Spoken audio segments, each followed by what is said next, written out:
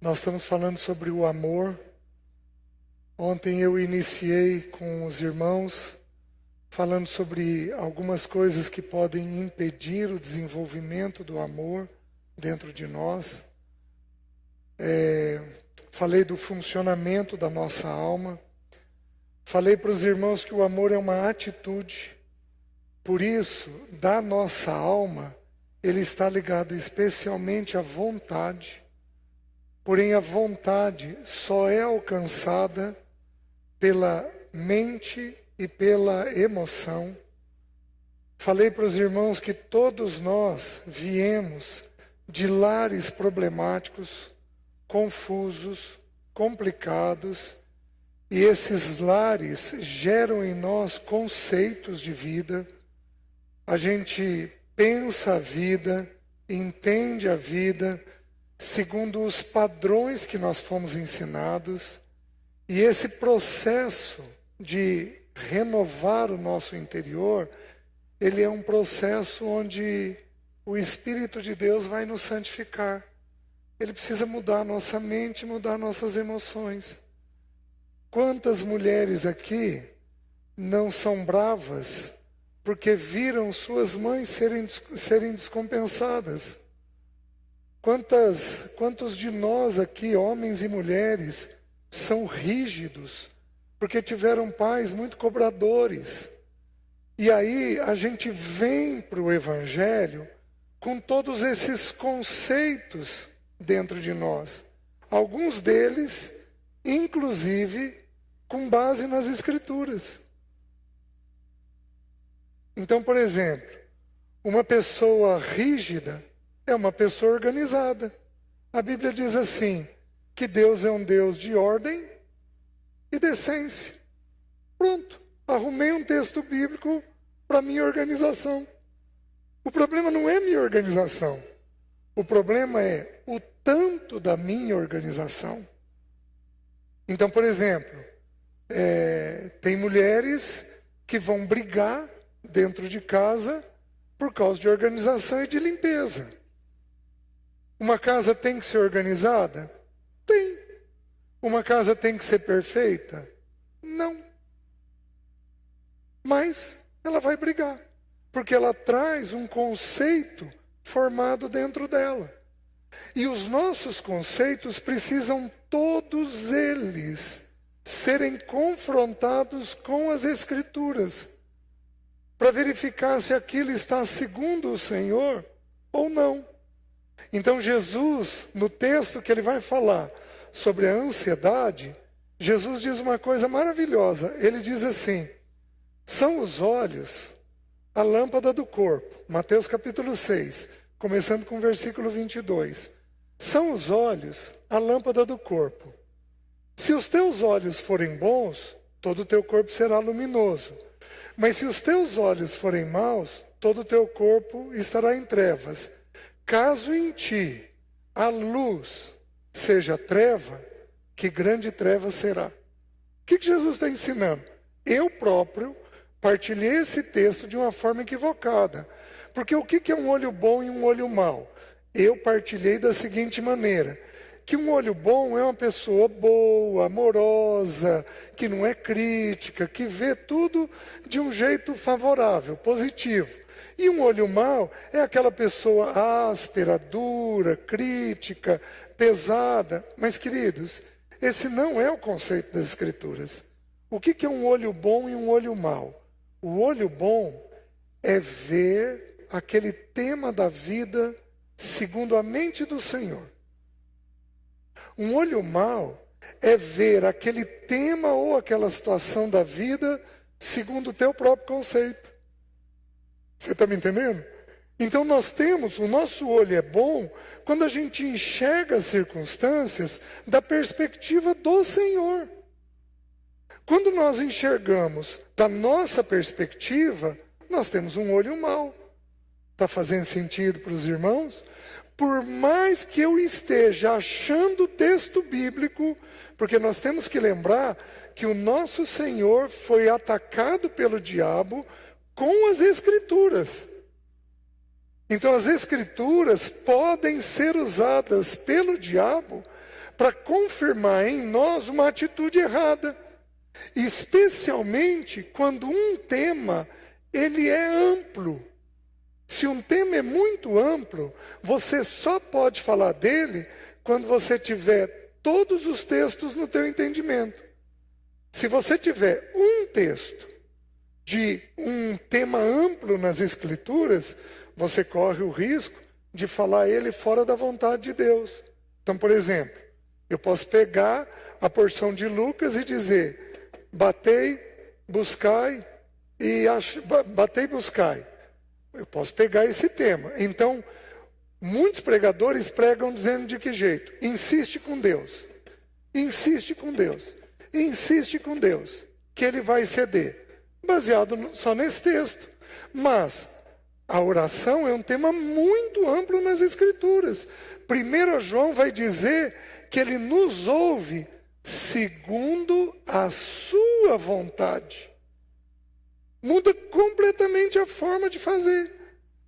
Então a gente precisa tomar um cuidado enorme com os conceitos que nós temos, porque nós podemos levar esses pré-conceitos que nós temos para a nossa casa, para nossos filhos, para a formação dos nossos filhos. Podemos levar, quando líderes, para a igreja. Esse é um tema muito cuidadoso que nós líderes, especialmente os pregadores e os conselheiros, têm que ter, porque a gente pode orientar segundo os nossos olhos maus, segundo o nosso entendimento e não segundo Deus. É um processo de maturidade dentro de nós. Então todos nós temos esses problemas dentro de nós.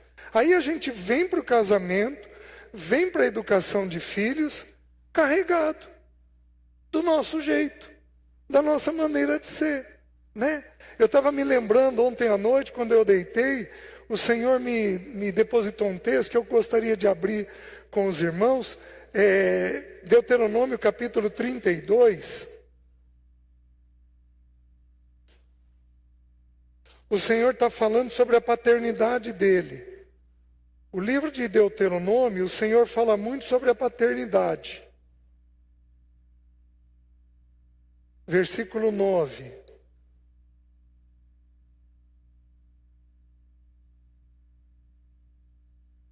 Diz assim: porque a porção do Senhor é o seu povo, Jacó é a parte da sua herança. Olha o chamamento de Israel, se não é o meu e o seu chamamento. Achou numa terra deserta, cheia de problemas.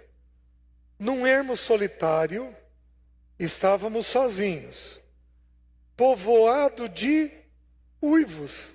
Meus irmãos, era uma terra deserta com animais uivando. O que significa isso? Que a nossa cabeça era cheia de pensamentos ruins quando Deus nos achou. Mas cheia de pensamentos ruins, lotada de coisas ruins na mente.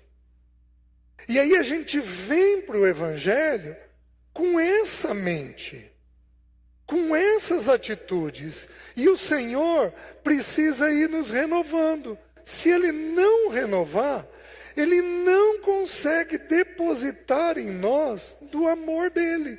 E nós depositarmos nos outros do amor dEle. É como se o nosso canal, por onde vai fluir o Evangelho, estivesse cheio de entulho. E aí a água não passa com fluidez.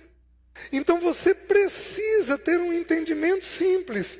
Senhor, esse meu pensamento é segundo o Senhor?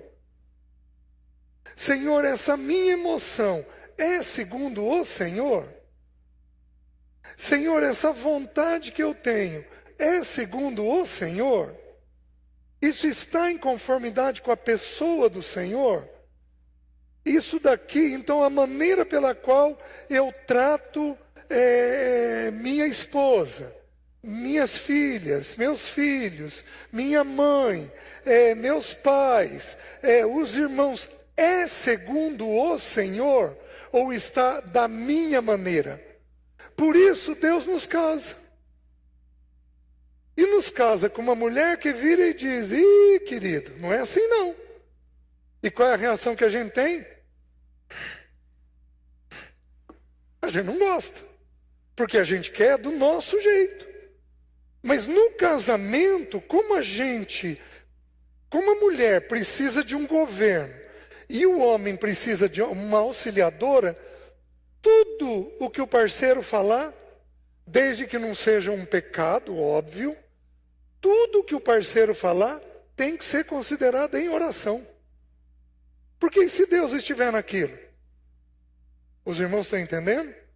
O texto bíblico vira falando sobre Abraão e diz assim, no capítulo 3 de Gênesis, e diz assim, que o filho da promessa não vinha, já faziam 12 anos que Sarai e Abrão estavam esperando, e o filho da promessa não veio, e aí Sarai, que significa briguenta, contenciosa, barraqueira, mais ou menos isso, virou e fez o quê? Tem uma solução. Pega Agar, tem com ela um filho, ela vai ser mãe de sangue, eu sou mãe de colo. Ajudamos a Deus, porque Deus não é capaz de resolver o problema. E o texto bíblico diz que Abraão foi e anuiu, consentiu com o conselho dela. Ele não orou. Ele não orou. Por quê? Porque ele estava diante de uma mulher barraqueira.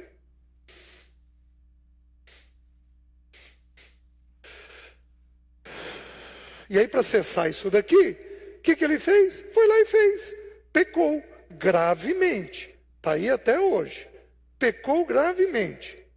Porém, no capítulo, se não me engano, 21 ou 22 de Gênesis, agora Isaac já nasceu, Isaac foi ser desmamado, então ele possivelmente tinha 8 anos de idade, Ismael tinha 20, porque são 12, 13 anos de diferença entre os dois. Sara, agora princesa, levíssima, 2 passos atrás do marido, igualzinho uma princesa, falando no pé do ouvido dele, com suavidade, com leveza. Ela vê o filho ser zombado por Ismael, como toda mãe se fere, ela vai e diz a Abraão: despede esse filho e sua mãe, porque esse filho não será herdeiro junto com meu filho. E o texto bíblico diz assim: foi isso, muito penoso aos olhos de Abraão. Aquilo pesou para Abraão. Só que olha o que ele fez. Ele ora e o Senhor responde a ele. Olha o que o Senhor respondeu: faze conforme tudo quanto te disser tua mulher. Por quê? Porque naquele momento quem tinha a voz de Deus no casamento era a mulher. Queridos, a nível de governo, o governo é conjunto. O homem toma a decisão final, mas o governo é conjunto. Não dá para ser de outra maneira. Então o que nós precisamos compreender? Que tudo que o parceiro nos diz precisa de oração. Por quê? Porque eu posso ter um uivo na minha cabeça. Eu posso ter um conceito, um olho mau, que é meu. Não é do Senhor, que vai me impedir de amar do jeito adequado. Eu tive uma experiência, quando eu conheci o Evangelho, eu me converti e permaneci naquela igreja que eu me converti por uns 15 anos.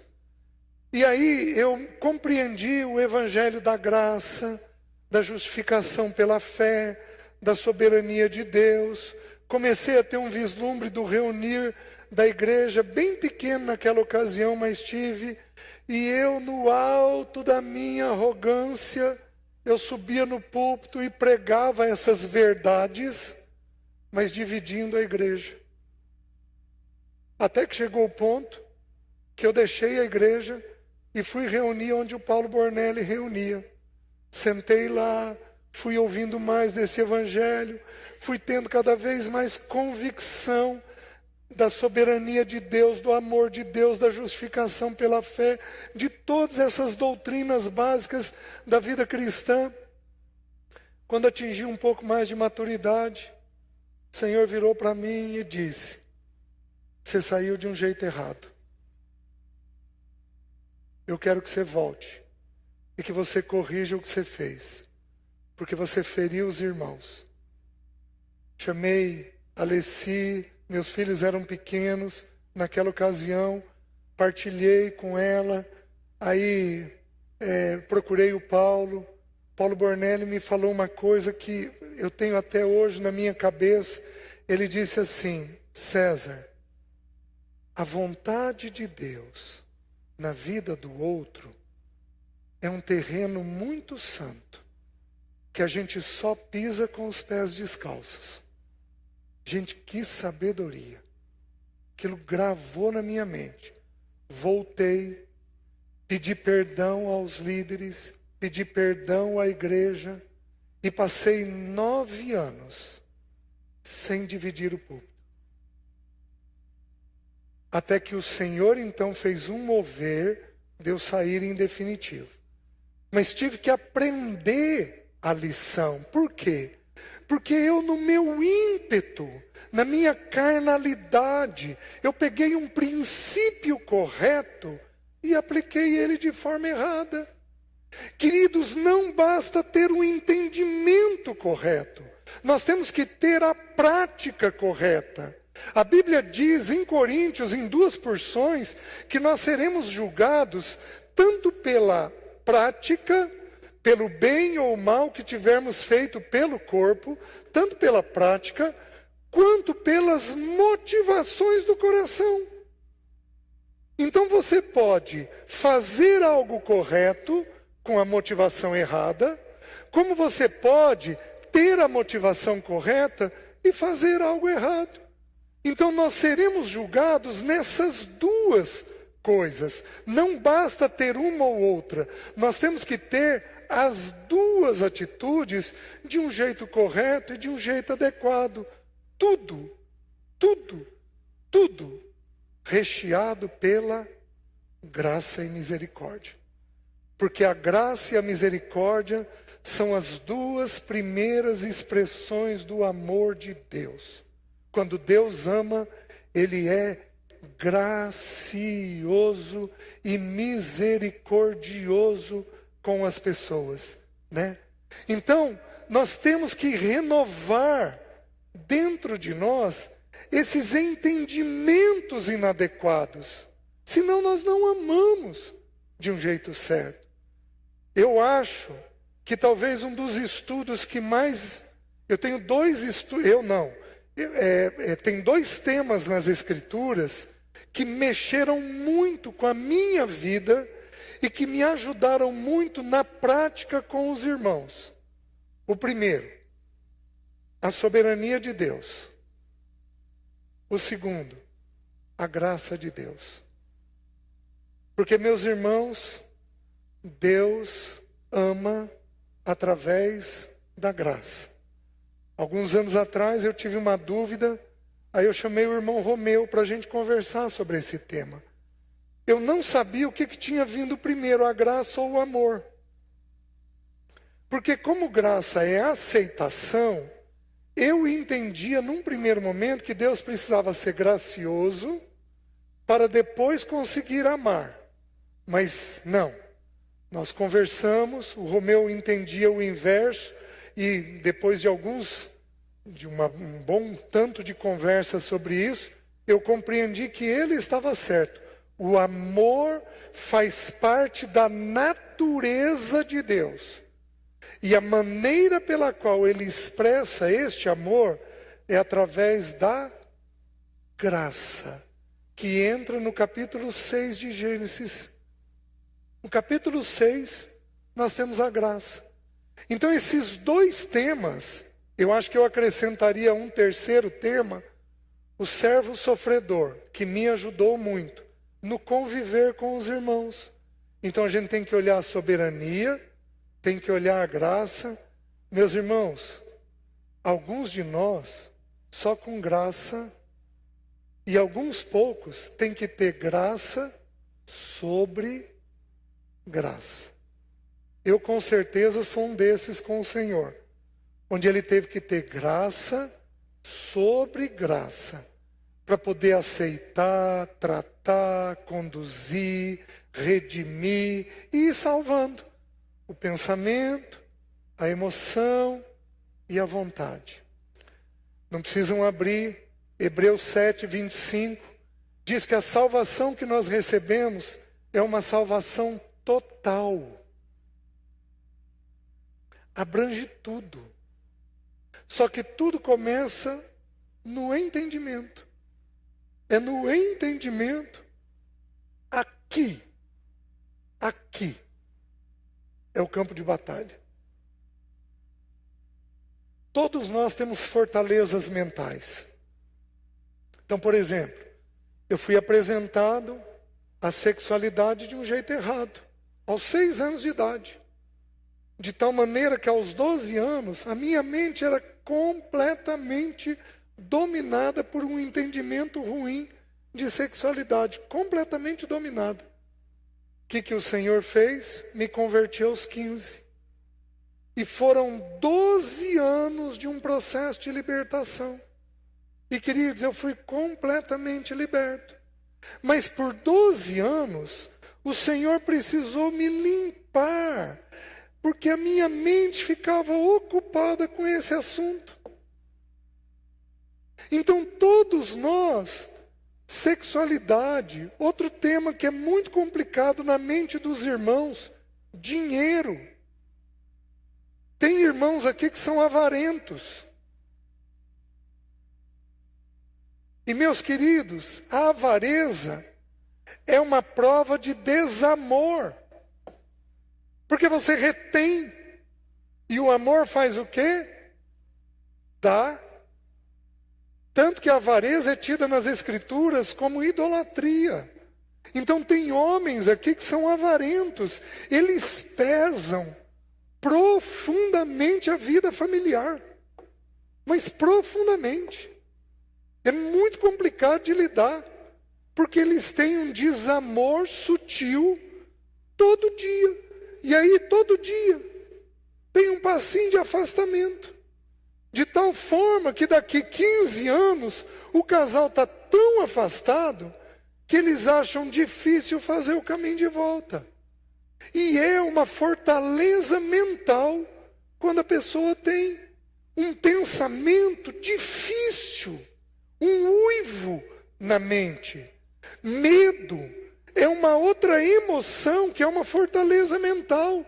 Medo da morte, medo de perda, medo de problema com filhos. Tudo isso daí vai angustiando profundamente a alma humana. E aí vira um uivo complicado. É interessante que quando Jonas faz a oração dele no ventre do grande peixe, então ele ficou ali no estômago do grande peixe. Ele não desceu para o intestino, porque se tivesse descido, foi-se.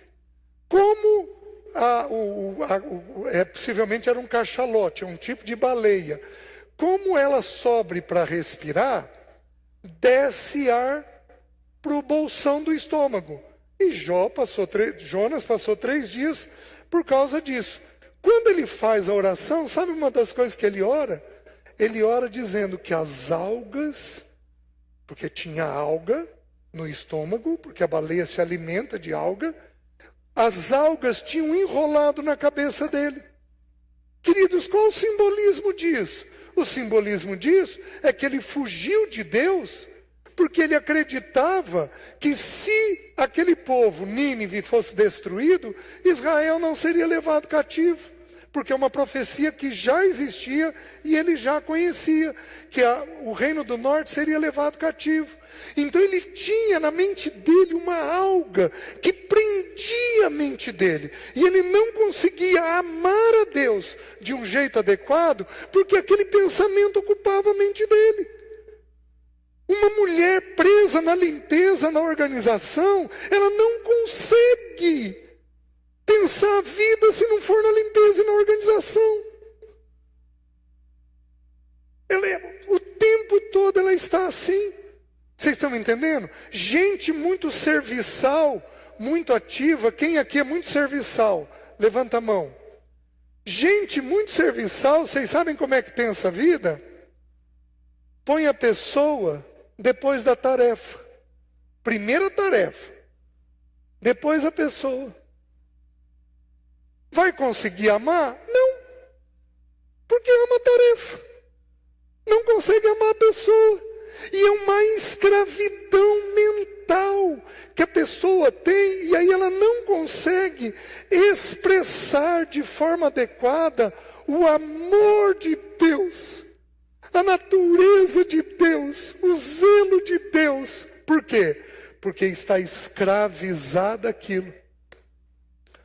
Hoje de manhã, um outro depósito que o Senhor fez em mim, eu nunca tinha partilhado o que eu estou partilhando da maneira que eu estou partilhando. É aqui aqui está sendo pela primeira vez. E aí os textos vão vindo na mente. Um outro impedimento para o amor, que eu não mencionei ontem, um outro impedimento é a crítica. Quem aqui é crítico? Levanta alto, alto, isso. Gente crítica não ama. Porque gente crítica vê o defeito.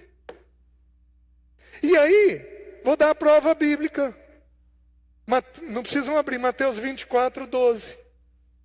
E por se multiplicar a iniquidade, o amor de quase todos vai esfriar. Meus queridos, só tem duas formas de eu multiplicar a iniquidade.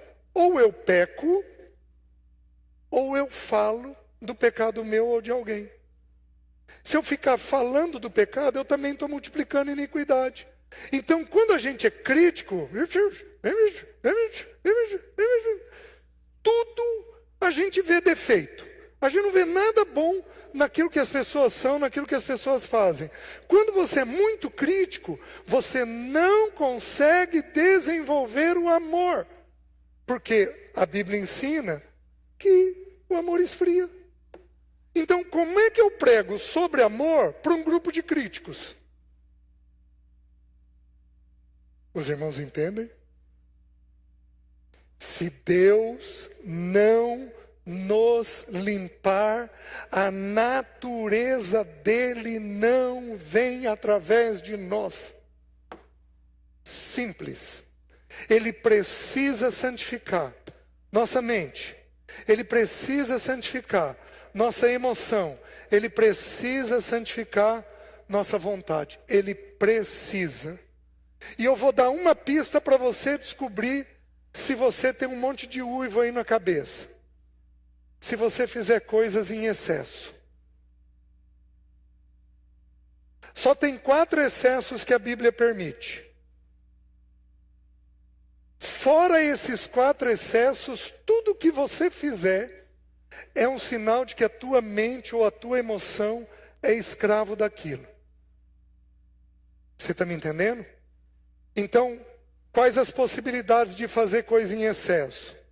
Comprar, sexo, dinheiro, guardar muito ou gastar muito, dormir, ou muito ou pouco. Pode ser um excesso para menos ou pode ser um excesso para mais. Tudo que você fizer em excesso é um sinal de que a sua alma está em desordem. Bondade. Tem gente que sofre de bondade. Você está me entendendo?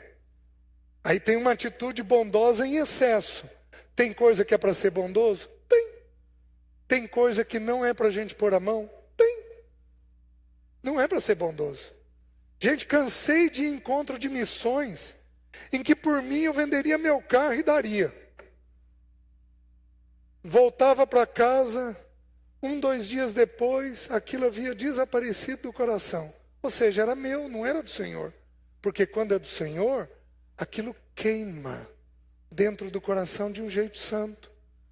Então, uma forma de você saber se existe uivos na sua mente, na sua emoção ou na sua vontade, é verificar o que você faz em excesso. Eu limpava carro Eu lavava os meus carros com escovinha de dente.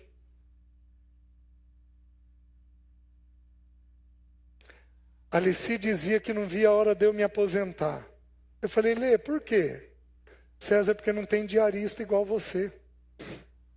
Eu sou uma boa diarista. Existe uma cremilda que habita dentro de mim que vocês não têm noção. E aí eu preciso ir cuidando. Eu tenho que deixar os cabides desorganizados, para lembrar para minha alma que eu não posso voltar. Eu separava os cabides com um dedo de separação. Já pensou ser casado com alguém assim? Eu ouvi uma história pior que a minha, só que eu só ouvi. Uma irmã que passava roupa com régua. Ela ia, media a gaveta, depois ia e passava a peça com aquela medida para cobrir todos os cantos. Já pensou o tempo que você leva para fazer isso? Quais os 4 excessos que a Bíblia permite? Amar a Deus acima de todas as coisas. Nem o 2º mandamento é um excesso. Amarás o teu próximo como a ti mesmo. Olha o equilíbrio. O 1º mandamento é um excesso. Amarás ao Senhor teu Deus de toda a tua alma, toda a tua força, todo o teu entendimento, todo o teu coração. O 2º é em tudo dar graças, agradecer por tudo. O 3º, orar sem cessar. O 4º, tudo o que fizer, seja em palavra, seja em ação, fazer para a glória de Deus. O resto todinho, meus irmãos, tem que ser equilibrado dentro de nós. Há tempo de fazer e tempo de não fazer. Então, gente excessiva é um sinal de que necessita de santidade. Os irmãos entenderam? Então, esses uivos estão aí dentro. E para você receber o depósito sobre o amor, você tem que ter esse entendimento. Senhor, vai me libertando disso daqui. Vai me libertando disso daqui. Eu fazia viagem, eu fui muito para São Lourenço quando os filhos eram pequenos. E é uma viagem de 12 horas. Eu fazia com uma parada. Só que, meus irmãos, eu levei muito tempo para entender que bexiga de mulher é melhor. Era desrespeitoso com as 2 mulheres que eu tinha dentro do carro. Era desrespeitoso, mas, como eu era de tarefa, colocava a tarefa e não enxergava as mulheres do carro. À medida que o Senhor me amadureceu, a tarefa foi entrando em segundo plano.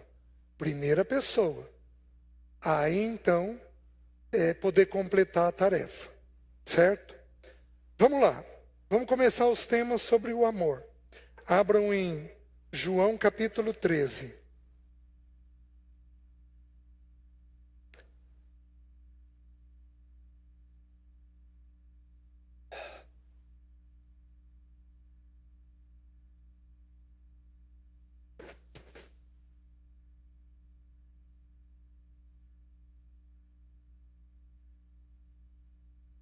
Eu vou ler do 1 ao 35, tá? Ora, antes da festa da Páscoa, sabendo Jesus que era chegada a sua hora de passar deste mundo para o Pai, tendo amado os seus que estavam no mundo, amou-os até o fim. Aqui é onde nós vamos nos deter. Não basta começar amando. Nós temos que aprender a amar até o fim. E o texto bíblico vai nos ensinar como é que se faz isso. Durante a ceia, tendo já o diabo posto no coração de Judas Iscariotes, filho de Simão, que traísse a Jesus, sabendo este que o Pai tudo confiara às suas mãos, e que ele viera de Deus e voltava para Deus, levantou-se da ceia, tirou a vestimenta de cima, e tomando uma toalha cingiu-se com ela. Depois deitou água na bacia e passou a lavar os pés aos discípulos e a enxugar-lhes com a toalha com que estava cingido. Aproximou-se, pois, de Simão Pedro, e este lhe disse: Senhor, tu me lavas os pés a mim? Respondeu-lhe Jesus: O que eu faço não o sabes agora, compreendê-lo-ás depois. Disse-lhe Pedro: Nunca me lavarás os pés. Respondeu-lhe Jesus: Se eu não te lavar, não tens parte comigo. Então Pedro lhe pediu: Senhor, não somente os pés, mas também as mãos e a cabeça. Declarou-lhe Jesus: Quem já se banhou, não necessita de lavar senão os pés. Quanto ao mais, está de todo limpo. Ora, vós já estáis limpos, mas não todos, pois ele sabia quem era o traidor. Foi por isso que disse: Nem todos estáis limpos.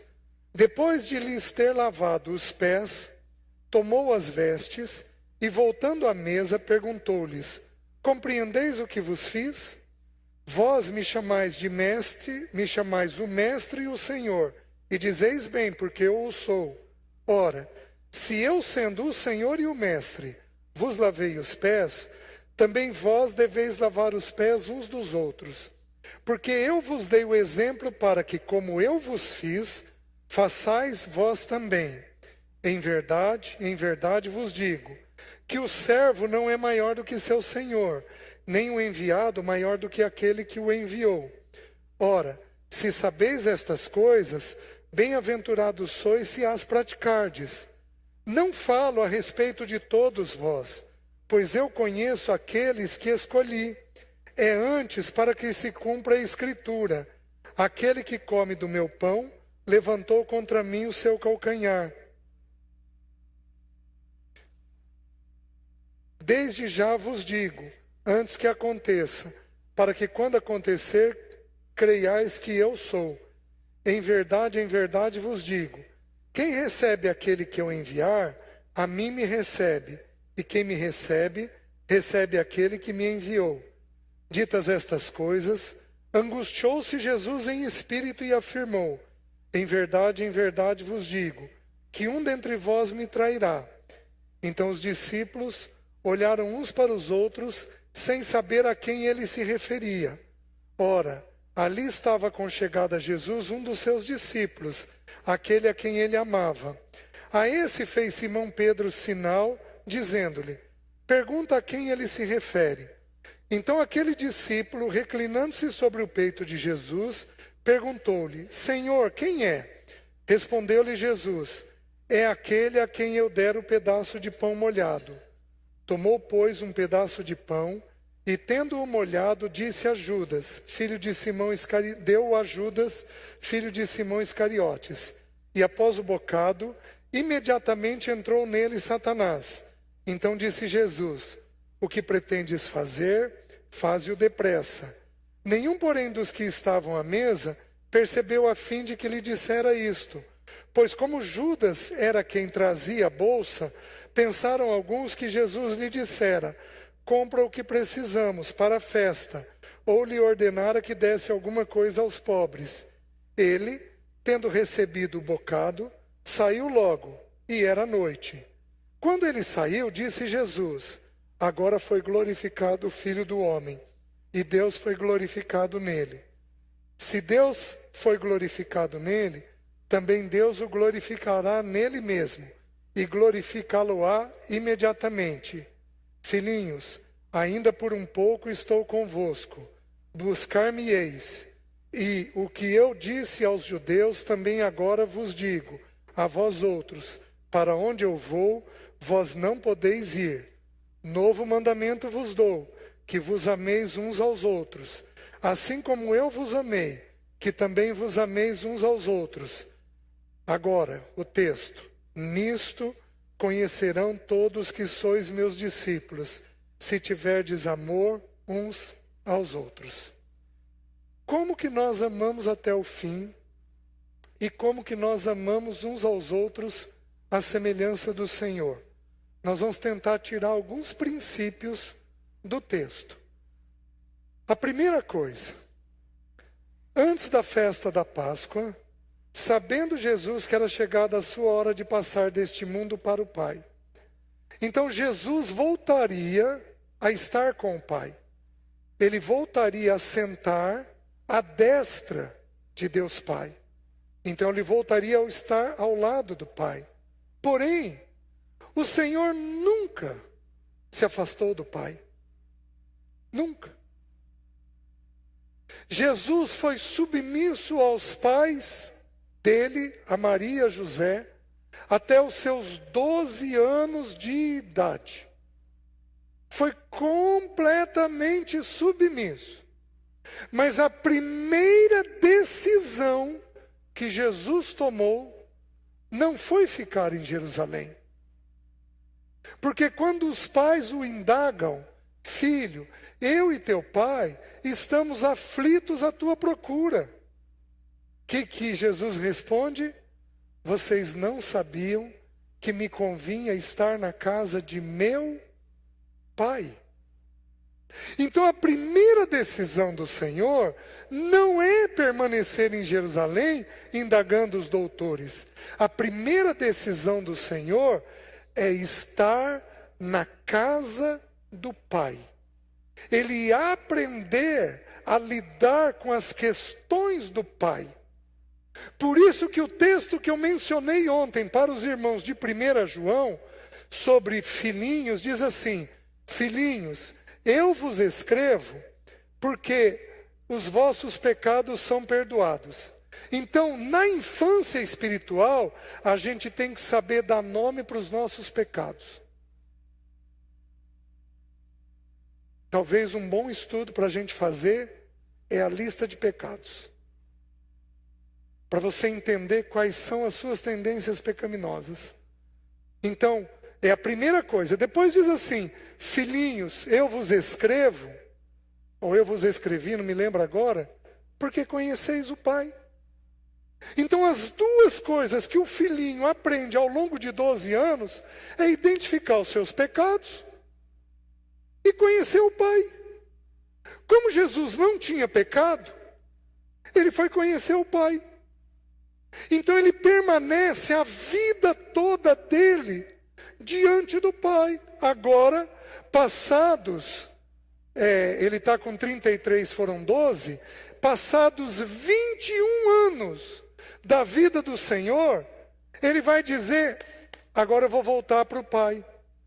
Mas ele vai voltar sempre estando com o Pai. Então, primeira lição que nós tiramos: se você não for diariamente na leitura da palavra e na oração, você não tem condições de ter amor. Por quê? Porque Deus é a fonte de todo amor. E aqui eu vou ousar, fazendo uma separação entre Deus Pai, Deus Filho e Deus Espírito.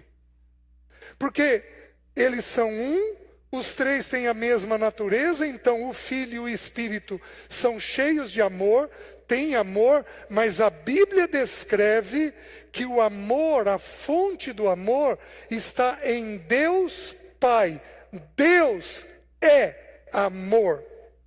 Então não tem jeito de darmos se não bebermos dessa fonte. Como é que você dá o que você não tem? Eu não posso virar para os irmãos e falar: irmão, vou te dar uma compra de mercado, vai lá na casa do Josival e pega tudo que tiver no armário. Eu não posso dar o que não me pertence. Eu só posso dar o que existe dentro de mim. Como é que você vai ter amor se você não bebe na fonte do amor? Por isso que Satanás, ele é desesperado. Mas ele põe o inferno agindo para roubar de nós o tempo nosso com o Senhor. Queridos, se eu pegar aqui os lares que mais tem briga, eu estou seguro do que eu vou dizer. Se eu for pegar família por família aqui e pegar os lares que mais tem briga, que menos tem expressões de amor, que mais ciúmes e inveja vai ter, eu estou pegando os lares que menos tempo na palavra gastam. Porque não tem jeito de ter amor se você não beber da fonte do amor. Não tem jeito.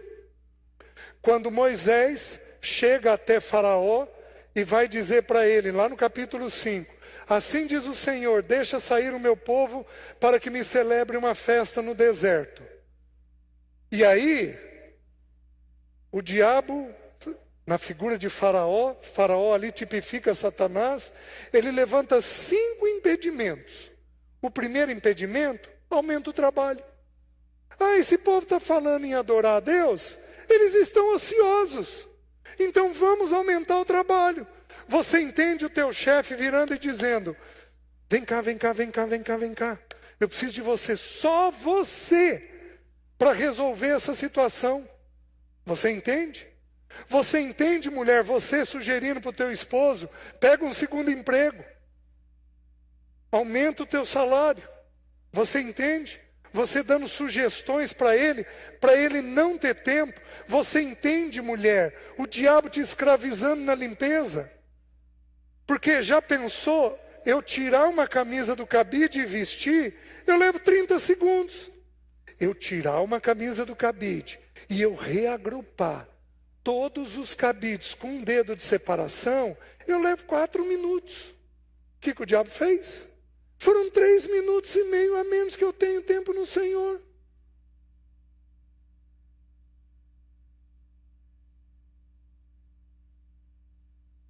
Aí, como é que vamos ter amor? Não tem jeito de ter amor. Nós necessitamos com urgência de aprendermos a ter tempo com o Senhor. Um tempo de um filho diante do Pai. Queridos, você só ouça o que eu vou dizer, porque é um padrão meu, mas muitos irmãos têm padrões diferentes. Eu tenho uma única forma de fazer meu devocional. Eu leio a Bíblia de capa a capa. É o meu jeito de fazer devocional. Eu acrescento ali 2, 3 devocionais depois de ler a Bíblia. Minha leitura de livro, meu tempo de estudo é fora disso daí. O que eu preciso é sentar no colo do meu pai. O que eu preciso é diariamente ir ao meu pai. Eu preciso receber desse Deus amoroso, gentil, gracioso, misericordioso da natureza dele. Só conseguimos amar até o fim quando nós ouvimos diariamente dele, quando nós vamos para ele diariamente. Você está entendendo? Sem isso, você esqueça, mas esqueça amor. Por quê? Porque assim, você pode até ter amor afetivo, ser meloso, você está me entendendo? Mas o amor do alto, você só tem se você beber da fonte deste amor. E aí, vou jogar um desafio. O homem e mulher têm que amar um ao outro. Mas quem recebeu a ordem de forma dupla? O homem. Porque a Bíblia diz que é para os maridos amar a sua esposa como Cristo amou a igreja e a si mesmo se entregou. Outra realidade que eu não tinha visto até que eu ouvi o Paulo Bornelli. O Paulo Bornelli virou de um jeito muito singelo e disse assim: meus queridos, Jesus não se entregou para a igreja. Jesus se entregou para Deus. E este relacionamento dele com Deus levou ele a fazer o que ele fez pela igreja. Então a nossa entrega é, em primeiro lugar, ao Senhor. É ao Senhor que nós nos entregamos. Por isso que o jeito de amar a tua esposa, homem, você recebeu esta ordem. O jeito de você amar a sua esposa é acordar mais cedo. e procurar o Senhor, e orar ao Senhor, e pedir ao Senhor. Você está me entendendo? Senhor, eu não sou capaz de amar de um jeito adequado. O meu primeiro casamento, eu perguntei para a Alessi, como que você vai se sentir amada? Ela falou assim, se você tomar um café da manhã tranquilo comigo, todo sábado. Eu pensei, meu Deus, sábado é o único dia que eu tenho para mim de manhã. Para eu sair e comprar alguma coisa. Eu acordo às 5h30, 6 da manhã. E a Alessia queria dormir até às 9 da manhã. Falei, tá bom. O que eu fiz? Fui aprender a ficar na cama. 9 da manhã é meu limite. Que aí dói as costas, dói tudo. Tá bom. Aí eu levantava. Então vamos amar a Alessia. Ela queria sentar e conversar. Como 90% das irmãs aqui querem. Um tempo tranquilo, concentrado, segurando na mãozinha, olhando no olho. Vocês estão entendendo? Mulher ama esse tipo de coisa. Tá bom. Só que eu sou de tarefa. Então, vamos tomar café. Tomamos café. Com 2 minutos, eu levantava e levava a louça suja para a pia. Aí voltava e sentava. Mais 2 minutos, eu guardava o queijo na geladeira. Levantava e sentava. Mais 2 minutos, eu ia lá, pegava o paninho e limpava a mesa. Levantava e sentava. Aí aguentava mais 5, 10 minutos e falava, então, vamos sair? Eu estava amando? Não. Por quê? Porque a tarefa vinha na frente. Por isso que a porção de Deuteronômio diz assim, a minha porção é o meu povo. Quando você tem algo pela porção, o que você faz? Você fica olhando. Você fica embasbascado com a pessoa. Você gosta de olhar, de tocar, de estar junto, de ficar perto. Meus queridos, somos a menina dos olhos. Ele põe reparo. E ele diz assim, um dia eu caso. Você já é noiva. Estou esperando o dia das bodas. Um dia eu caso com você. Ele tem essa santa expectativa de nós sermos dele totalmente. Sabe onde a gente tem isso? No nosso tempo com ele. Todo dia de manhã. Meus queridos, o que eu vou falar é vergonhoso para mim. É vergonhoso. Eu espero um dia alcançar. Eu queria ler a Bíblia 1 hora por dia. Sabe quantas vezes você lê a Bíblia se você lê 1 hora por dia? No ano você lê 6 vezes.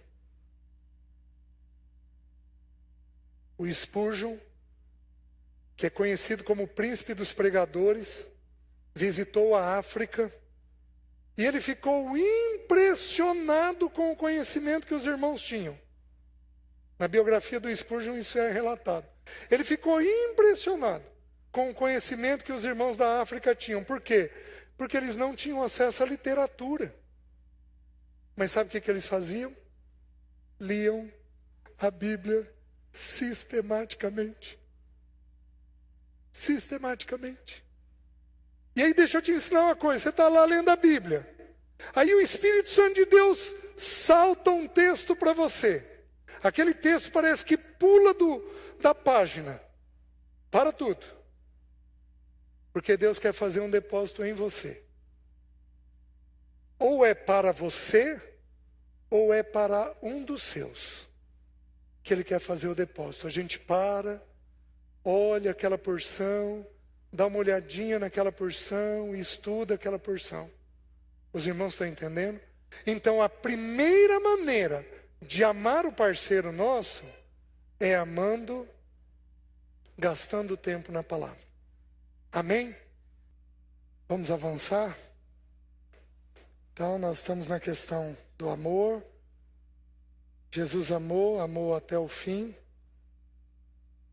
E para amarmos até o fim, temos que ter tempo com Deus.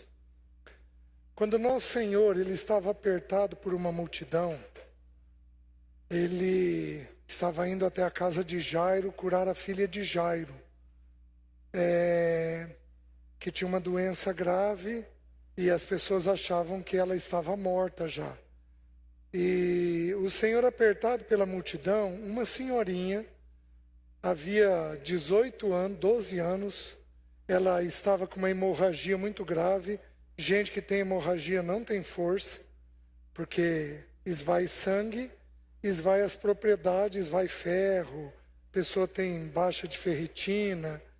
E aí essa mulher, de alguma forma, ela conseguiu ir cortando a multidão, deve ter feito um esforço sobremodo, gastou tudo que tinha com médicos, não tinha mais recurso nenhum, e ela tocou a orla do Senhor. E o Senhor parou e disse assim: de mim saiu o poder. E aí os discípulos: Senhor, o Senhor está apertado pela multidão. Como que o Senhor diz de mim saiu o poder? Alguém me tocou, porque de mim saiu o poder. Porque o Senhor sabia o que ocorria com ele, dentro dele, né? Meus queridos, nós só damos o que temos. Nós só damos o que temos. Nenhum de nós veio de um lar bom. Nenhum de nós. Meu pai era um homem muito afetivo. Eu vi ele massagear o pé da minha mãe por anos a fio. Mas por anos a fio. Eu me tornei muito afetivo por causa disso. Mas o meu pai não lidava bem com verdade. Dá para amar sem lidar com a verdade? Não. Então eu tinha afetividade sem ter verdade. Num primeiro momento, qual dos dois que é mais importante? A verdade.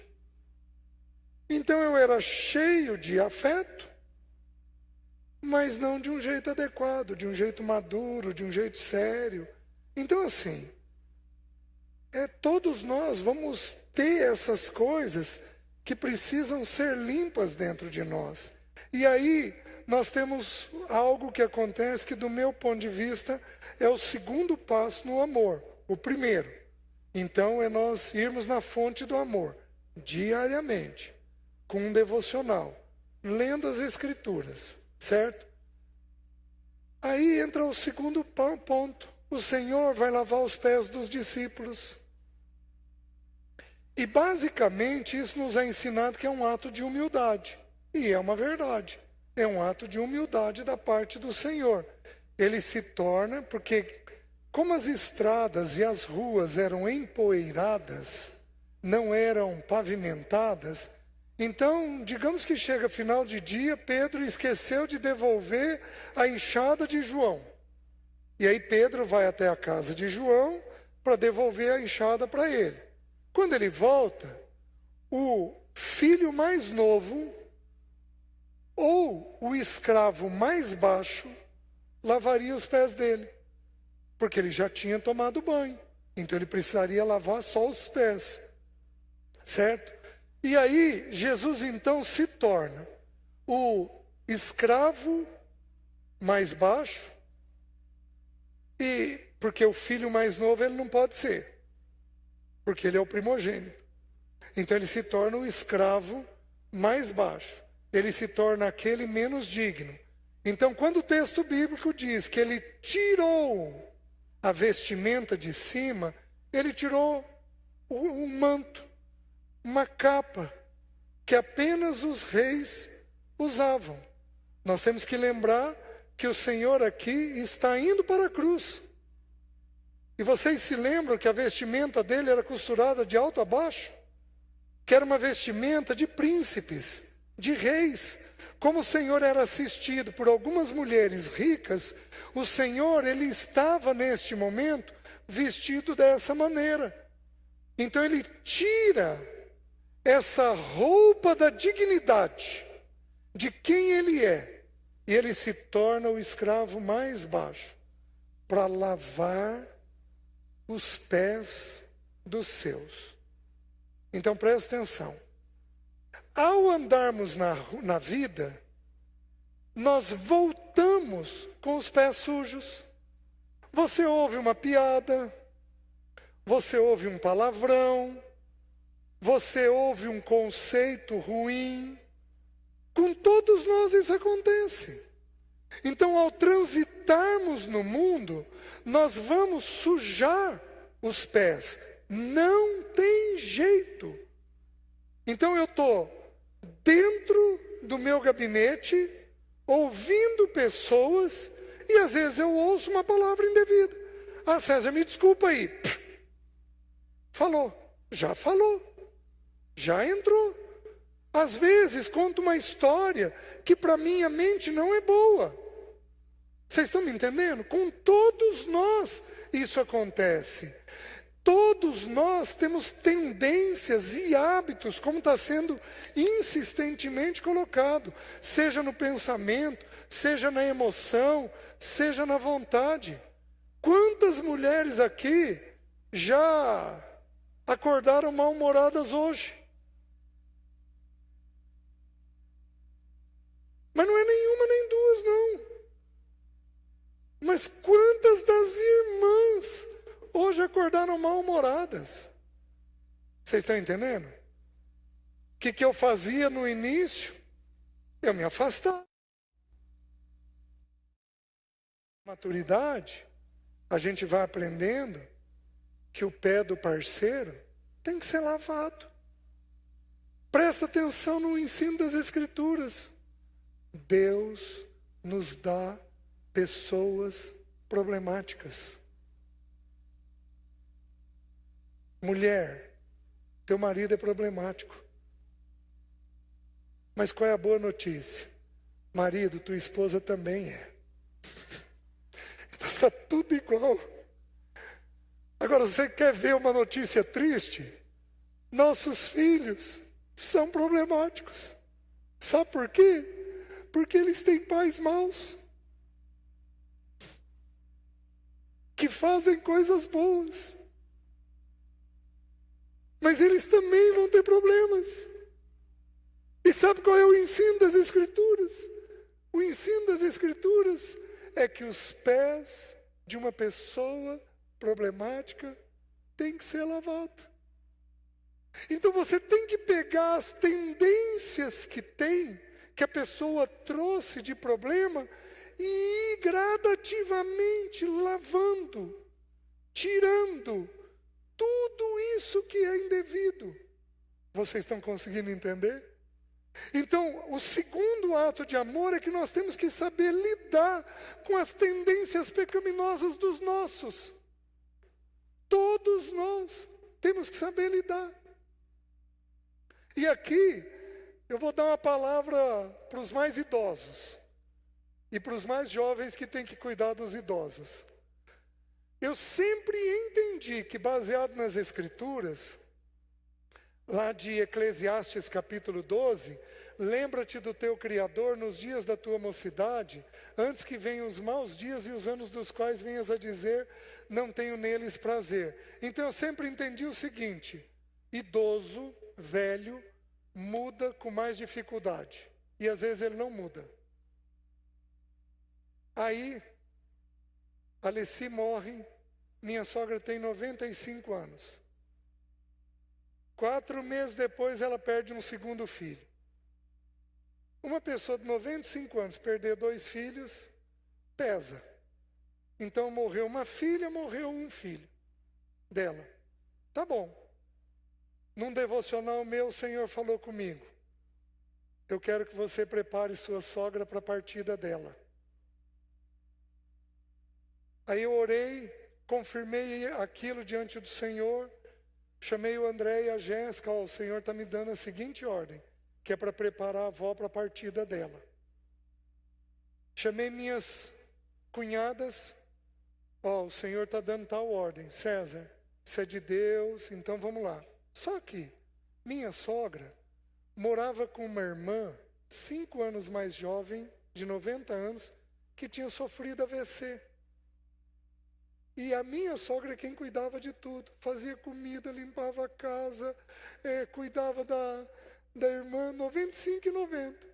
Tentamos tirar ela daquela condição, mas muitas vezes ela recusou. Ela foi uma mulher difícil.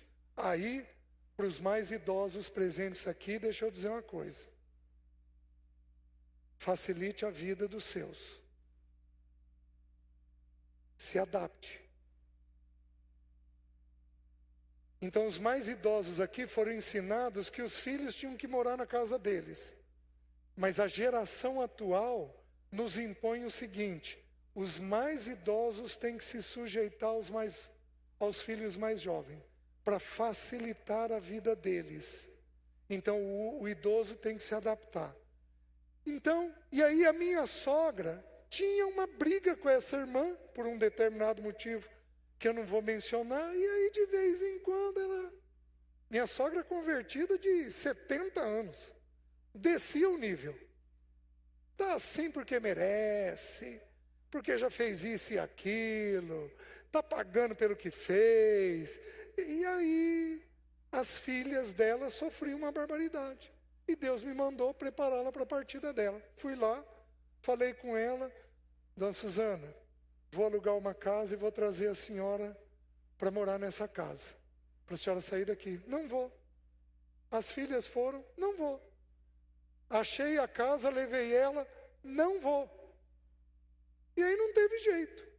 Aí os meus filhos, sem eu saber, foram até ela. O André e a Jéssica. Vó, o negócio é o seguinte. O sonho da mãe era cuidar da senhora. E Deus não permitiu a mãe cumprir esse sonho. Meu pai recebeu uma direção da parte de Deus. E aí o negócio é o seguinte: se a senhora não for, a gente não vem mais ver a senhora. Aí ela falou: tá bom, eu vou. Porque os meus filhos é quem lembravam a filha. Para ela lembrar da filha, ela precisava ver os netos. E aí ela foi com uma semana, mas estava feliz da vida. E aí eu listei, o Senhor me deu a ordem: quero que você prepare ela para a partida dela. Estava no final da pandemia. A gente ainda não estava reunindo, estava recluso. Tá bom, eu fiz uma lista de pecados. Minha sogra tratava mal a irmã. Minha sogra queixava das filhas. Minha sogra tratava as filhas com aspereza. Ela falava mal das filhas, era um pecado. E tratava com aspereza, era outro pecado. Minha sogra ainda fumava. De vez em quando ainda bebia, porque ela tinha sido alcoólatra. Ela se afastou do Senhor e desenvolveu alcoolismo. E minha sogra tinha um profundo medo da morte. 6 pecados. Começamos a reunir em casa, uma reunião para atender ela. Ela não podia ir para as reuniões da igreja. E aí começamos a fazer a reunião. Minha sogra tocava acordeon na igreja. E aí a gente colocava os hinos antigos. Com 2 semanas de reunião, ela parou a reunião no meio e falou assim: eu preciso que alguém me leve até minha irmã hoje à tarde. Eu tenho que pedir perdão para ela, porque eu maltratei muito ela. Nunca mais criticou as filhas. Nunca mais teve um espírito ácido. Nunca mais bebeu. Ela teve uma ferida na perna que eu ia 2, 3 vezes por dia na casa dela fazer o curativo dela. Com essa ferida, eu expliquei para ela que a ferida estava ligada ao cigarro. Teve um entupimento de veia que não tinha mais o que fazer e não tinha circulação. A ferida não curava. Aí ela se posicionou diante de Deus. Nunca mais fumou. 5 pecados tratados. Faltou o medo da morte.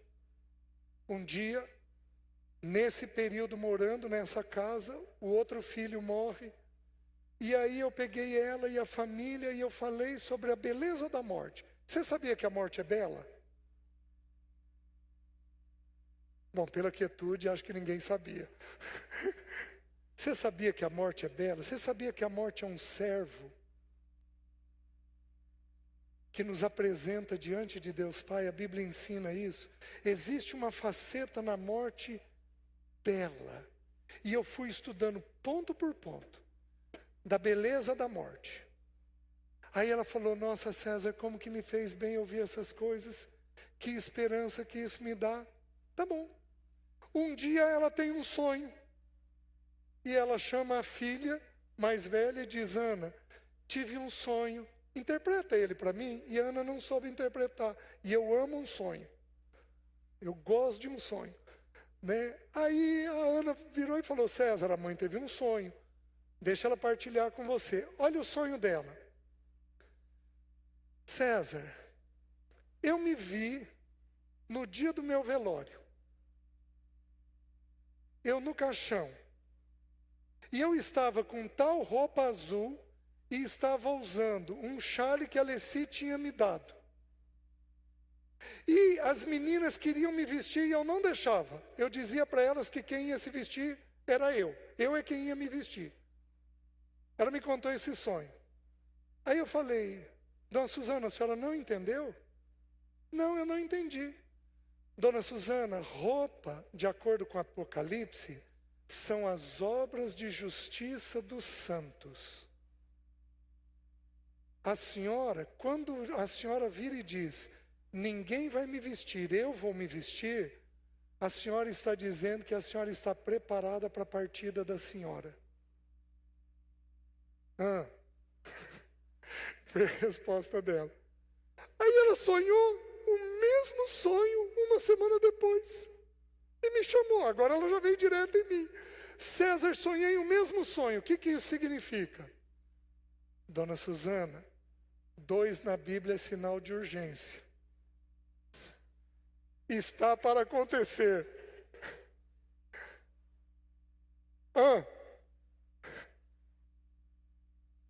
Queridos, a oração dela é partir dormindo. Ela partiu dormindo de manhãzinha. Idoso, se prepare para isso. Idoso, facilite a vida dos seus. Idoso, pergunte sempre: filha, o que é melhor para você? Queridos, nós vamos ter pessoas que nós vamos ter que amar. Eu fui um privilegiado. Meu sogro morreu no meu ombro. Minha sogra, eu cuidei das feridas dela. Minha mãe, eu consegui passar junto todo fim de semana com ela. Eu consegui amar ela. Eu fiquei sabendo essa semana, minha irmã contou para a Sara e a Sara me contou, que minha mãe falou para ela: filha, que descanso eu tenho quando o seu irmão vem aqui. Eu me sinto segura quando ele está aqui. Idoso tem que se sentir bem conosco. Você tem que pegar no bracinho dele. Você tem que levar ele, você tem que proteger ele, você tem que cuidar dele, você tem que dar atenção para ele. Por quê? Porque é o que a idade pede para fazer. Você está me entendendo? Queridos, o tema é tão sério, mas o tema é tão sério, que Jesus teve 7 frases na cruz. Qual foi a segunda? Mulher, eis aí teu filho. Filho, eis aí tua mãe. O Senhor estava na cruz. Ele tinha irmãos, ele tinha irmãs, mas ele era o mais velho. Ele deixa a mãe dele encaminhada na pessoa de João. Então nós temos que entender que amar os nossos, do jeitinho que eles são. Alguns são azedos, parece que foram batizados na limonada, de tão ácido que são. Eles são difíceis, mas eles são aqueles que Deus nos deu. Então não importa quem o Senhor nos deu, importa amarmos os nossos do jeito que o Senhor nos deu. Os irmãos estão entendendo? Nós vamos gradativamente lavar os pés, mostrar o pecado, E nós lavamos os pés de que jeito? Não é com crítica. Oh, mas isso é difícil, hein? Alguém aqui já falou isso esse ano para alguém? Meus irmãos, como é que se diz isso? O Senhor deitou água na bacia. A água é a palavra. É o Espírito. Ele deita a água na bacia. E com docilidade, com amor, com graça, com misericórdia, Ele lava os pés dos seus. Então amamos aqueles que Ele nos deu, do jeito que eles são, tratando os pecados deles como pecado, lavando pela palavra. Nós não precisamos falar eu nunca falei com a dona Suzana, a mãe da Leci, eu nunca falei a respeito do maltrato dela com a irmã. As filhas falaram. E sozinha, de ouvir a palavra, o Espírito falou com ela. Os irmãos estão entendendo? Então nós levamos a palavra, nós deitamos água na bacia, nós lavamos com precisão o pecado dos nossos. Mulher, teu marido tem pecado. Homem, tua esposa tem pecado. Teus filhos, teus pais têm pecados. Sejam dóceis, gentis, amorosos, graciosos. Nunca falem uma verdade, senão no espírito de graça e de amor.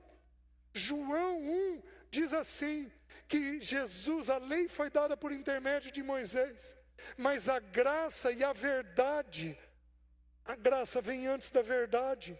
Nunca fale uma verdade, senão numa atitude de graça. Depois, Paulo em Efésios vai dizer, por isso, falando a verdade em amor. Uma verdade nunca pode ser dita senão com uma atitude de profundo amor, de profundo respeito, de profundo carinho. A gente vai dizendo que é necessário, vai lavando, e não apenas isso. Mas o texto bíblico ensina que não tinha apenas água na bacia, mas que tinha também uma toalha. Porque a toalha é consolo. A Bíblia nos ensina que aquele que profetiza, profetiza falando aos homens, exortando, consolando e edificando. Então tem que ter consolo. Você tem que abraçar, você tem que tocar, você tem que dizer que ama, você tem que falar essas coisas com os seus. Assim é que nós vamos lavando os pés dos nossos. Vocês estão me entendendo? Lembrando que tem sujeira que é encardida. Então, por exemplo, Deus me tolerou por 12 anos, até eu ter a minha mente limpa de pensamentos de sexualidade. Eu já devo ter contado em algum lugar, eu estava aconselhando um irmão que tinha o mesmo problema que eu tive. E eu estava no 4º mês de aconselhamento. E o irmão pecou, caiu. E meus irmãos, eu devia estar mal. Eu abri a caixa de ferramenta, mas no irmão. Na metade da minha crítica, o Espírito de Deus fala comigo e me diz assim: quem é você para tocar um dos meus filhos desta forma? Ou você está esquecido dos 12 anos de misericórdia que eu tive com você? Meus queridos, fiquei tão envergonhado, parei tudo, falei para o irmão que Deus tinha me dito, pedi perdão para ele e recomecei. Quem somos nós para dizer para o nosso que não tem jeito?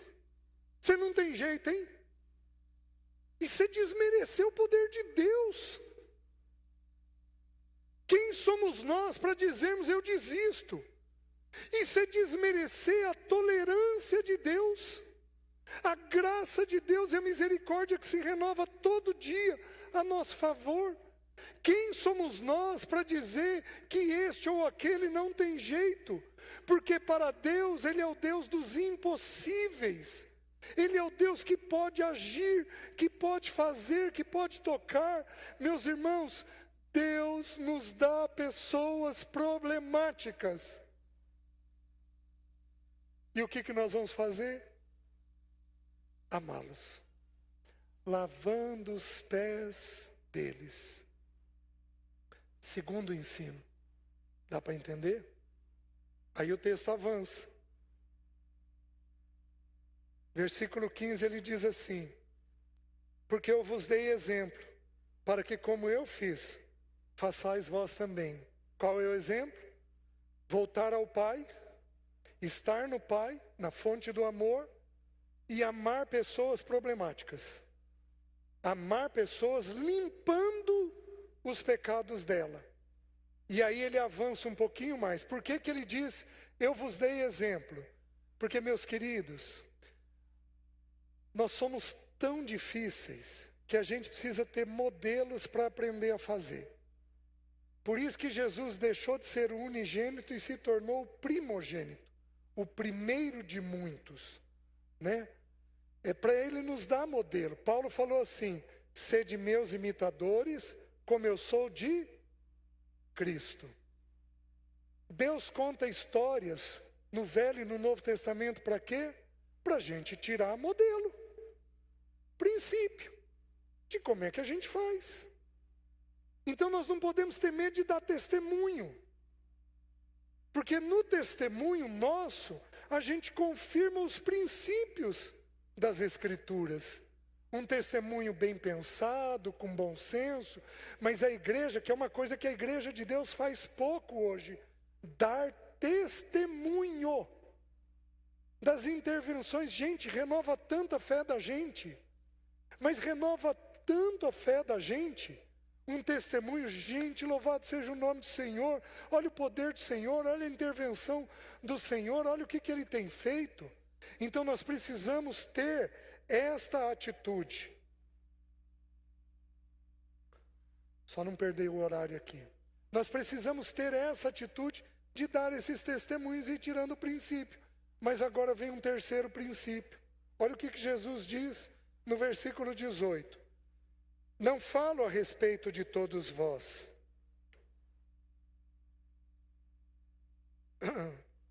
Pois eu conheço aqueles a quem escolhi. Gente, Jesus conhecia aqueles a quem ele tinha escolhido. Quando você estuda Mateus, Marcos e Lucas a respeito do momento que Jesus escolheu, Mateus e Marcos, se não me engano, contam que Jesus foi e chamou. Ou melhor, Marcos e Lucas. Mateus nos conta com um pouco mais de detalhes. O que ele diz? Ele diz que Jesus orou a noite toda. Por que ele orou a noite toda? Porque ele foi escolher de acordo com a vontade de Deus. Só que o Pai esclareceu para ele quem estava dando para ele. Então, por exemplo, Deus Pai deu um agitado para ele, feito Pedro. Quem aqui é agitado? E, gente, conviver perto de um agitado é mais cansativo.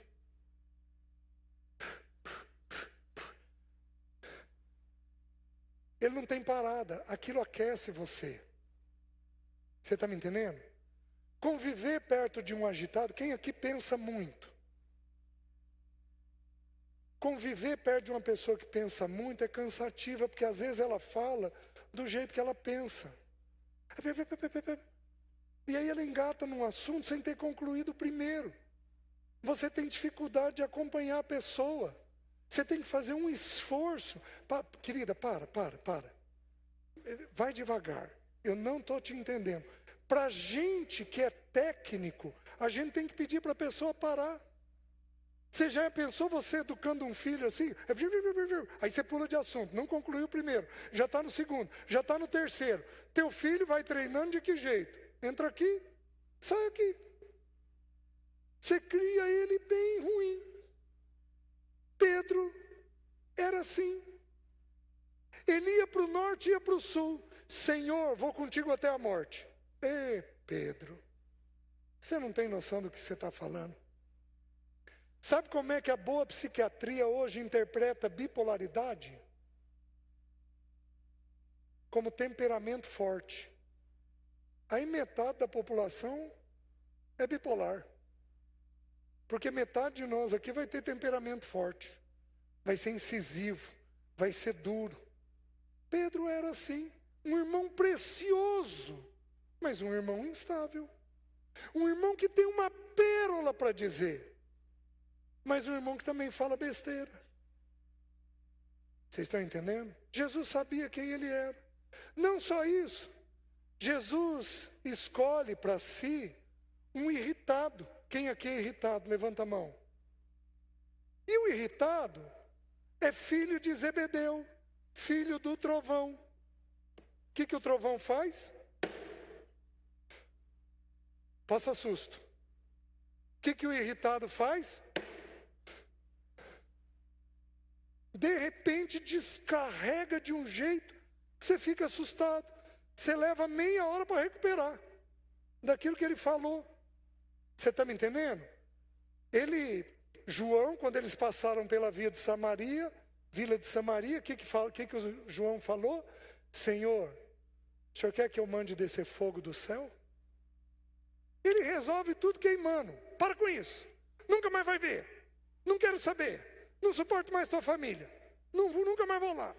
Ele resolve as coisas desse jeito. O que Jesus fez?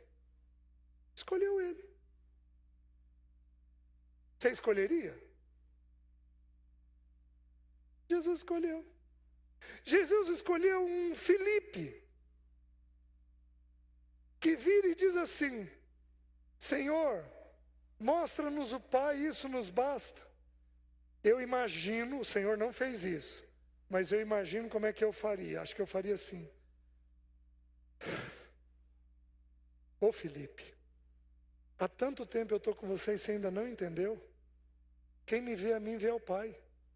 Jesus escolheu alguém que tinha limitação de entendimento. Que você tem que falar.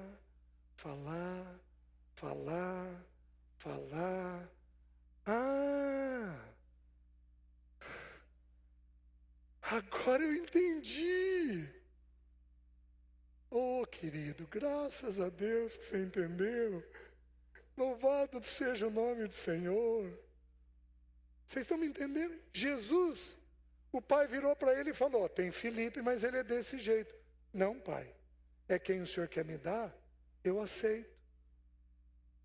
Você escolheria alguém que não tem fé? Tomé. Se eu não ver, eu não creio. Sabe aquela pessoa que é desconfiada, que é negativista, que não tem aquela facilidade? Vamos lá, vai dar certo. Sabe aquela pessoa que põe um senão em tudo? Em tudo. Queridos, o pai virou para ele e falou: tem Tomé. Não, pai, é quem o senhor quer me dar? É quem eu vou amar. E ele pegou um Tomé, e ele lavou o pé de Tomé, depois da ressurreição dele. Tomé, está aqui. É suficiente agora? E muito possivelmente a falta de fé de Tomé foi resolvida. Ele gentilmente lavou os pés de Tomé. Ele gentilmente lavou os pés de Pedro, porque Pedro trai ele diante de uma fogueira. E quando ele ressuscita e Maria Madalena, que está lá no sepulcro, vê ele diz assim: vai, dize aos discípulos,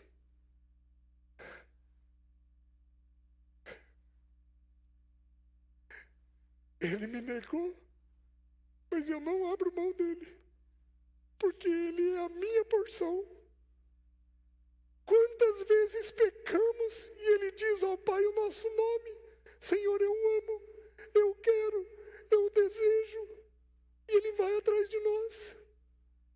Meus queridos, esse é o amor dele. Esse é o amor dele. É assim que devemos amar uns aos outros. Os irmãos estão entendendo? Ele consola Pedro, porque lá em João 21, quando ele vai restaurar Pedro, ele acende uma fogueira. Do mesmo jeitinho que Pedro traiu, ele restitui aquele quadro e agora ele consola Pedro, tendo aquela conversa: tu me agapau, eu te filéu, tu me agapau, eu te filéu, você me filéu, eu te filéu, Senhor. Tu sabes isso. Então assim, o nosso bendito Senhor, Ele tem um amor único, genuíno, com gente difícil. Mas isso não bastou para ele. O pai virou para ele e falou: mas meu filho, eu tenho um Judas. Eu tenho alguém que vai te trair. Eu tenho alguém que vai afetar a tua vida, te ferir de um jeito enorme. E ele disse: sim, pai. E quando você vai lendo a sequência do texto, ele diz, ele se angustia, e aí ele diz para os discípulos: um de vós há de me trair. Pedro e João. Pedro sinaliza para João, João reclina a cabeça no peito do Senhor e diz: Senhor, quem será? Eles estão tão inseguros que eles não sabiam se seriam eles mesmos. Senhor, quem de nós é? E ele diz: aquele a quem eu der o bocado de pão. Queridos, na cultura judaica, você dava o bocado de pão para a pessoa que você mais amava.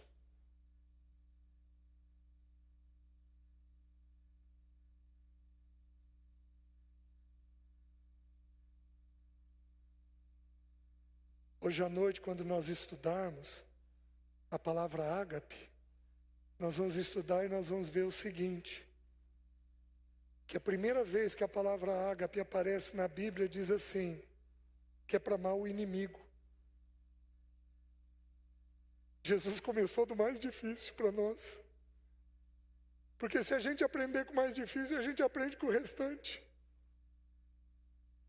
Então ele pega e vai, e num ato de amor.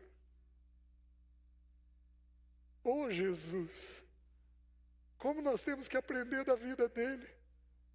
Eu tenho pedido para o Senhor, não é uma oração fácil, mas eu tenho pedido para o Senhor: Senhor, me permite em vida gozar de todas as facetas da tua vida. Só que, meus queridos, ele foi rejeitado e desprezado. Nós vamos ter que passar por isso. Então o Senhor ama alguém que o trai. Alguém que o trai. Vocês têm noção de quantas famílias cristãs ficaram divididas por causa da política? Porque os pais são de direita, os filhos são de esquerda. Como se isso fosse motivo para nos dividir, meus queridos. Que tolice conversar sobre esse tema. Respeitamos o desejo de cada um. Mas não temos que conversar, que discutir, que brigar. Porque quem faz justiça é o nosso Senhor. Toda autoridade só é colocada aqui, aquela que Ele quer. E o nosso papel é orar pelas autoridades. Mas vocês têm noção de quantos lares cristãos ficaram divididos cumprindo o texto bíblico de que os filhos levariam os pais ao tribunal? Meus queridos, que insensatez e que loucura! Nós precisamos amar todos aqueles que o Pai nos deu. Está casado? Deus deu, ame. Teve filhos? Deus deu, ame. Bons e maus. Quando você estuda a história dos reis em Israel, nós temos pais bons com filhos maus. Você tem pais maus com filhos bons, porque não tem regra. Quantos de nós não colhemos nos filhos o que nós não semeamos? Você pega a história da igreja e você vê histórias e mais histórias contadas de filhos, de homens e mães de Deus que não seguiram ao Senhor. Isso pode acontecer? Pode. Isso é uma realidade? Pode acontecer. Aconteceu nas histórias dos reis. Você tem o rei Ezequias, que foi um homem de Deus até a doença dele. Na doença dele, ele pede para Deus curá-lo. Ele tem 15 anos de vida e ele se afasta do Senhor. E ele tem Manassés, que é o pior, diz o texto bíblico, de todos os reis de Israel. Isso pode acontecer com qualquer um de nós? Pode. O que nós vamos fazer? Amar todos aqueles que o Pai nos der. Porque é exatamente assim que Ele nos ama. Haverá situações difíceis? Haverão. Situações muito difíceis. O que nós vamos fazer? Nós vamos pedir graça sobre graça. Porque não vai bastar ter aceitação. Nós temos que ter aceitação e mais aceitação. Nós vamos ter que ter um espírito muito santo e bom diante do nosso Senhor. Então, meus queridos, é isso que Ele fez. Amou aqueles que Deus concedeu. Quando eu tinha uns 17 anos, eu fui discipulado por um irmão que lia muito o Atmani. E ele me deu toda a coleção do Atmani para ler. E eu fui lendo, já com 17 anos de idade. E um dia ele pregou um sermão, e ele pregou a história de um artista plástico, esse irmão, que ia no ferro velho e pegava coisas descartadas e fazia dessas coisas uma obra de arte. E aí ele falou: meus queridos, nós somos essas obras de arte. Gente, aquilo entrou em mim com uma clareza, e eu falei: Senhor, eu sou essa pessoa. Eu tenho uma irmã esquizofrênica, eu podia ser louco. Eu podia ser altamente viciado. Eu tenho tios bêbados que morreram todos de bebida. Eu podia ser, porque eu era compulsivo. Eu podia ser assim. E o Senhor me visitou. Eu tomei um porre aos 12 anos de idade. No mesmo carnaval, eu não era convertido. Um irmão mais velho meu tomou um porre e entrou num coma semialcoólico. E ele teve uma determinação de nunca mais beber. E Deus fez eu olhar para ele. E nunca mais pus uma gota de álcool na boca. Deus me livrou aos 12 anos de idade. Mas o mérito não é meu, é do Senhor. Então nós somos pó, lixo, transformados pela graça dele. Mas existe uma segunda porção, que agora, recentemente, esse sou eu. Efésios diz que o Senhor levou o cativo o cativeiro. E Deus concedeu dons ao Filho dele, concedeu homens ao Filho dele. Só que essa porção é tirada, se não me engano, do Salmo 68. E lá sabe o que diz? Levou o cativo o cativeiro, inclusive homens rebeldes. É ou não eu e você?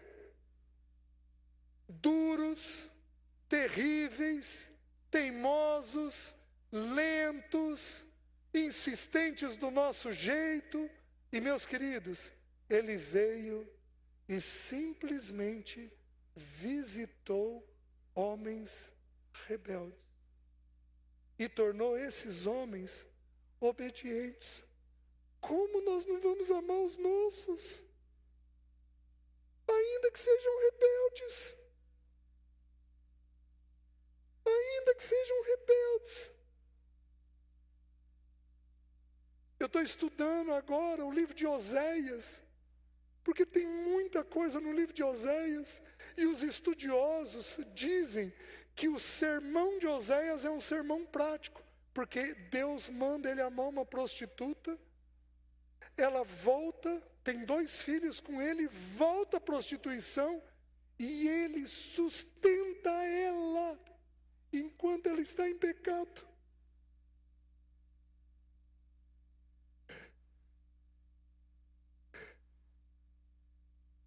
Quantas vezes eu e você estivemos em pecado e Ele não deixou faltar comida na mesa?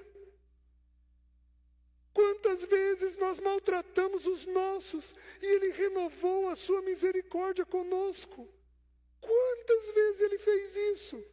Quem somos nós para dizermos de novo o mesmo pecado, o mesmo erro? Porque não é o que Ele faz conosco. Ele tem conosco uma atitude de amor, de intercessão, de lavar os nossos pés, de enxugá-los com a toalha, de consolar, de consolar, de consolar, de cuidar de nós, meus queridos. É assim que vamos amar. Amém?